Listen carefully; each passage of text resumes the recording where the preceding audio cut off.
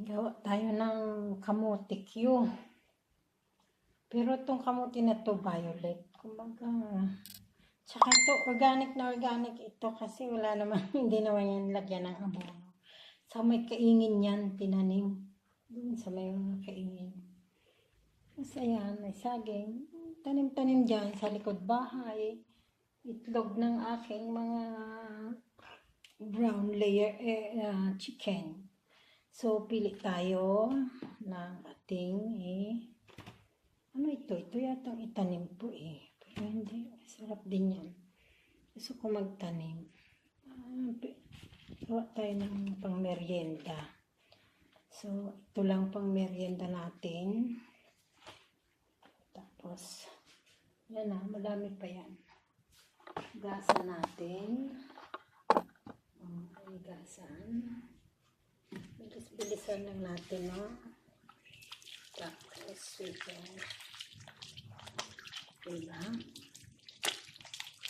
Gusto nyo mabuti. Kasi para pag hinihiniwa nyo lang, hindi na huhugasan ulit. Kasi iba pa nga niyang pinapatuyo, diba? Bago pa ipiprito. Bilis-bilisan lang natin ito.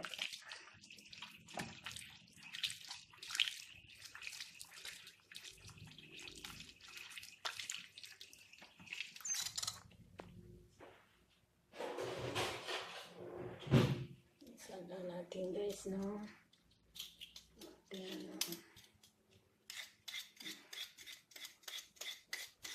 Kasi yan may no, tingnan nyo, diba violet? Kasi nakita sa aking kamay niyan. Kasi alam nyo naman, wala ng guantes dito. Sa abroad, puro guantes. Dito, wala na kasi ang mahal na niyang bilhin dito. Tsaka minsan, kasi ibang mga trabaho, kailangan na lang. Kumbaga, istorbo pa ba? Parang yung minsan sabi na ako, nasaan ang wedding ring mo? Sabi ko, istorbo pa yun. Minsan, nasugat pa yung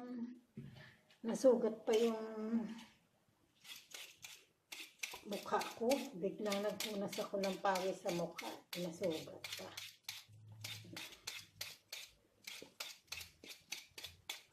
Violet yan lahat. Ito mo mamaya pa yung bilis lang tayo. Don't worry guys. Merienda lang yan. Sa isang araw naman, ibang putahe naman yung iba. Kumbaga. Ayan. Kita nyo.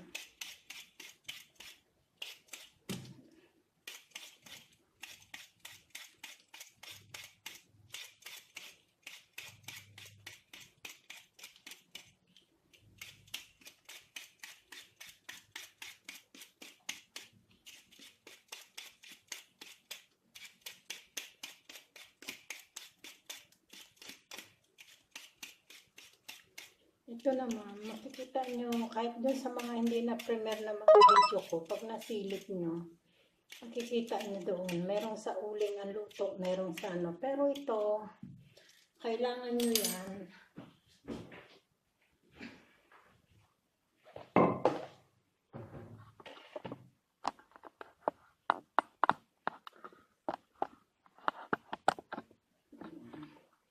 Kasi yung kaya to guys, marami.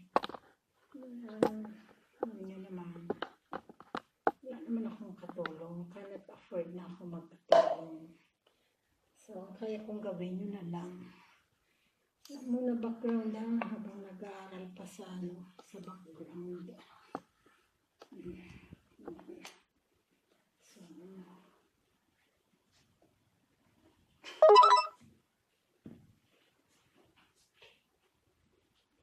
ulit lang na kutsilyo ang natin, ang gamitin. Kasi, ito lang ito. Maliit lang rin ako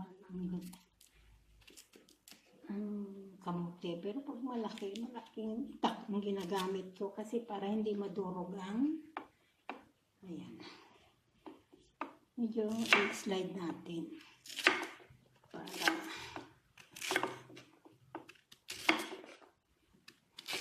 Violet talaga lahat yan. Kita niya. Violet talaga. Ito nga, mahirap na ito. Ipaganito. Mahirap na. Oh, wala pala dito yung isang itak. Mahirap.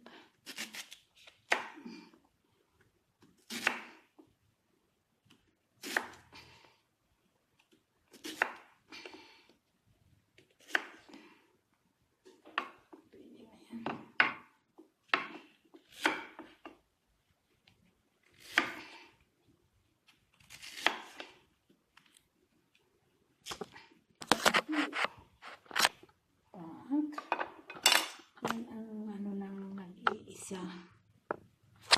Video na nag-iisa. Ay nako, paano ba ito? Diyos ko, Marimar. Tulungan niyo ako. Kung sasawag pa yan. Ano nang kalukuhan ginagawa mo eh. Ipakahirap ka sa sarili mo. Malalapad ano. Kaya natin. Ito ganyan. Kasi kailangan maninipis. Saka pag ano.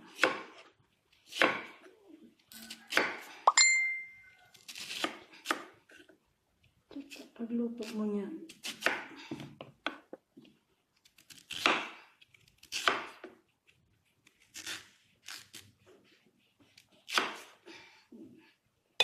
Diba? Puro talaga violet yan. Puro talaga violet yan. Okay.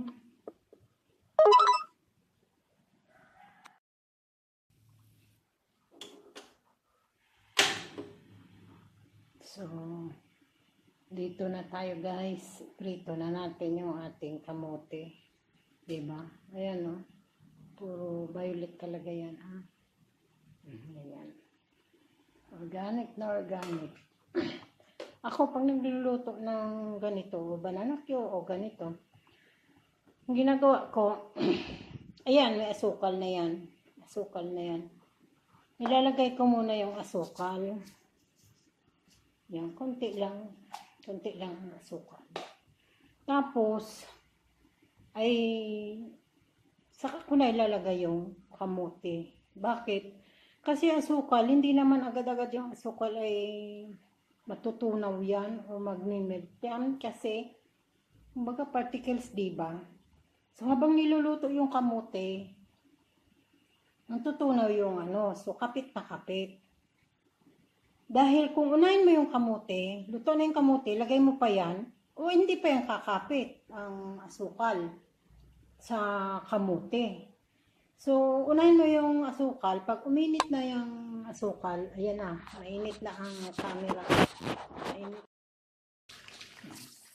Ayan na guys ha. Ang asukal, una mo na ilagay. Pag medyo ano na asukal, basta unahin mo asukal, sunod mo sa ano, sa kamote or sa saging man.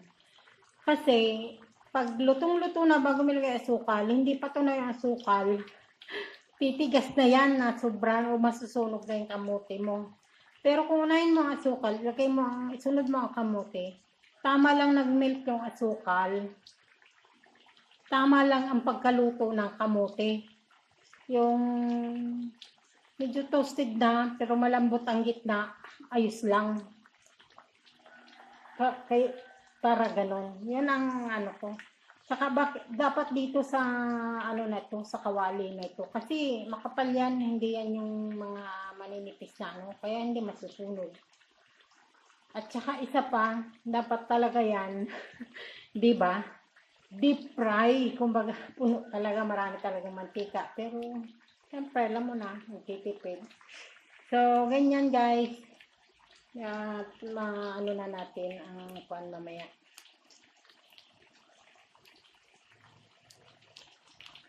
Pagka naman lutong-luto na ang kamote, ayun, matigas naman.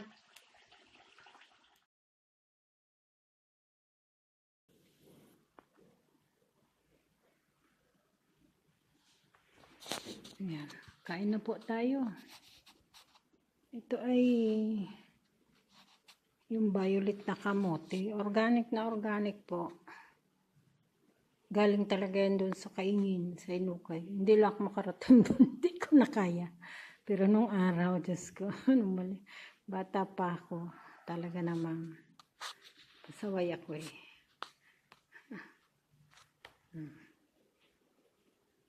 So, ayan. Merienda time.